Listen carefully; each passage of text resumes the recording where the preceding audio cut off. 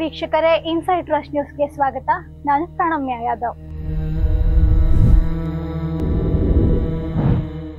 ದೇವಿಯ ಯೋನಿಗೆ ಪೂಜೆ ಮಾಡುವ ಜಗತ್ತಿನ ಏಕೈಕ ದೇವಾಲಯ ಯಾವುದು ಗೊತ್ತಾ? ಇಲ್ಲಿ ವರ್ಷಕ್ಕೊಮ್ಮೆ ಋತುಮತಿ ಆಗ್ತಾಳೆ ದೇವಿ, ಹಾಗೂ ಕೆಂಪು ಬಣ್ಣಕ್ಕೆ ತಿರುಗುತ್ತೆ ಈ ದೇವಸ್ಥಾನ ಸಮೀಪದಲ್ಲಿರೋ ನದಿ. ನಾನು ಹೇಳ್ತಿರೋ ಈ ದೇವಾಲಯ ಕಾಮಾಖ್ಯ ದೇವಾಲಯ. ಅಸ್ಸಾಂನ ಗುವಾಹಟಿಯಲ್ಲಿರುವ ಕಾಮಾಖ್ಯ ದೇವಸ್ಥಾನ ಸುಮಾರು 8ನೇ ಶತಮಾನದಲ್ಲಿ ಹುಟ್ಟಿಕೊಂಡ ಎಲ್ಲ 108 ಶಕ್ತಿ ಪೀಠಗಳ ಪೈಕಿ ಅತ್ಯಂತ ಪುರಾತನ ದೇವಾಲಯ ಎಂದೆನಿಸಿಕೊಂಡಿದೆ.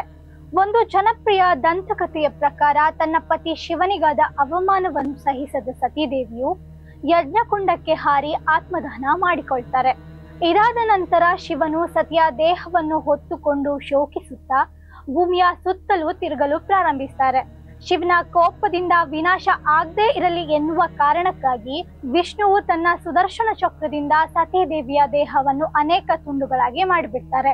ಆಗ ಸತಿಯ ದೇಹದ ತುಂಡುಗಳು ಎಲ್ಲೆಲ್ಲಿ ಬಿದ್ದವೋ ಅವೇ ಶಕ್ತಿ ಪೀಠಗಳಾಗಿ ಕರೆಸಿಕೊಂಡಿವೆ. ಮಾತೆ ಸತಿಯ ಯೋನಿಯು ಕಾಮಾಖ್ಯ ದೇವಿ ದೇವಸ್ಥಾನದಲ್ಲಿ ಬಿದ್ದಿತ್ತು.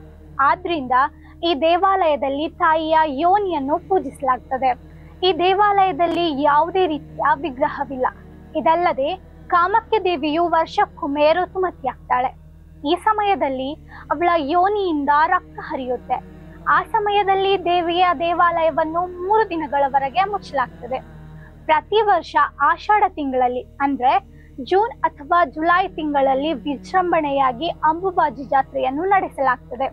ಇಲ್ಲಿನ ವಿಶೇಷ ಬಟ್ಟೆಯನ್ನು ಅಂದ್ರೆ ಮುಟ್ಟಿನ ಸಮಯದಲ್ಲಿ ದೇವಾಲಯದ ಗರ್ಭಗುಡಿಯನ್ನು ಮುಚ್ಚಲು ಬಳಸುವ ಬಟ್ಟೆಯನ್ನು ಪ್ರಸಾದ ರೂಪದಲ್ಲಿ ಭಕ್ತರಿಗೆ ನೀಡಲಾಗ್ತದೆ.